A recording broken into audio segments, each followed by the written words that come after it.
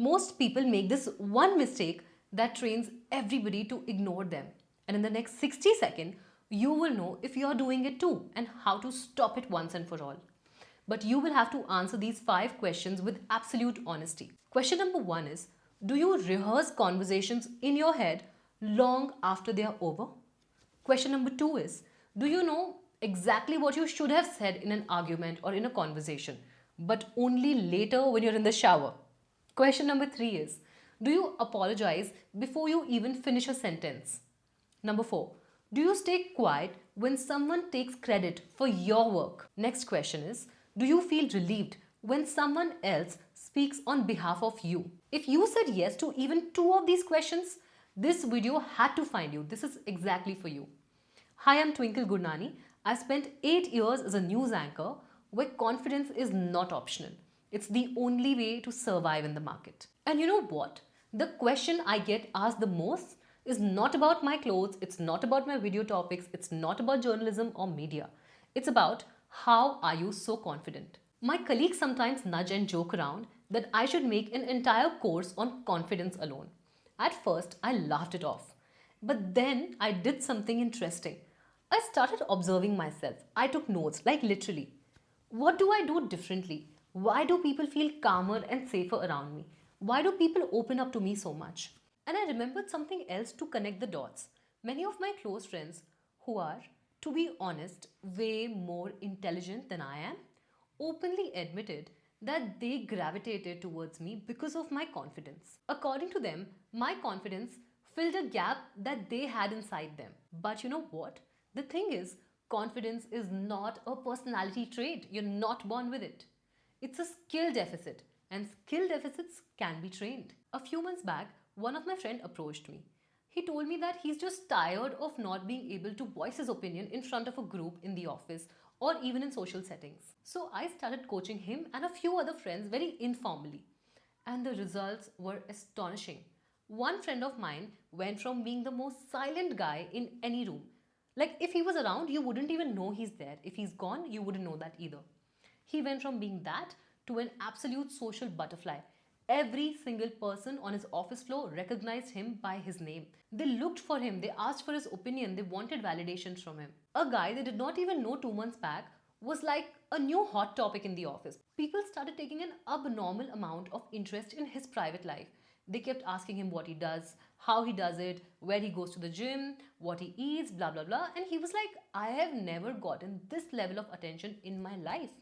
People started respecting him, his opinion. And he said that I should share this knowledge with others because this knowledge changed his life. So here we are.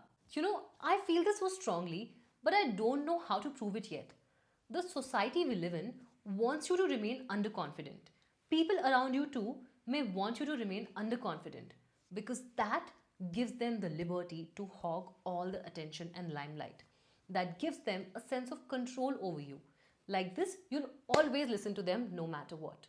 But by the end of this video, you'll walk away with 5 life-changing tools that can genuinely change how you show up socially, professionally, and in public speaking. Confidence is not about being loud or fearless. It's a life skill that you need in order to just exist without shrinking yourself. In psychology, they call it self-silencing. You don't speak up to avoid discomfort. Over time, that avoidance becomes your very personality. That's where your confidence dies a slow death with this habit of yours. So, let's reverse it. First rule is be cringe on purpose. Cringe isn't the problem, rejecting yourself is. People who accept their awkwardness show lower social anxiety and higher presence. The most confident people they stopped trying to be impressive and stopped caring if they were cringe. That's how most creators that we know today became as successful as they are.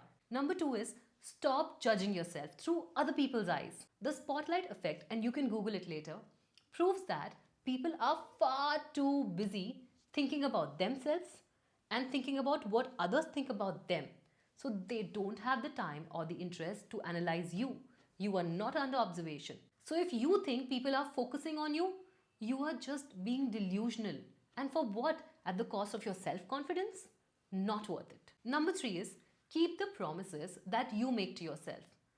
Confidence is built in private. So every single time you eat healthy after you promised yourself you would, every time you sleep on time just because you said so, every time you go to the gym just because you thought so, your self trust increases. And self trust over time gives birth to a natural level of confidence that does not come or go, it stays. Fourth and most important, stop people pleasing. It doesn't make you look kind, it makes you forgettable.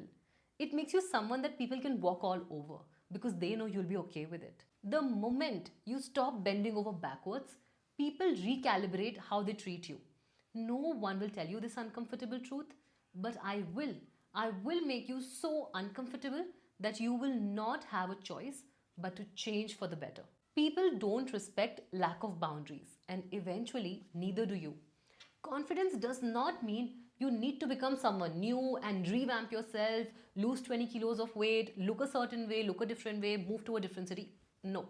It just means that you start accepting who you really are and you finally start backing the person who you are. You start being yourself unapologetically and openly. So, if these things made sense, share it with someone who keeps shrinking just to fit in.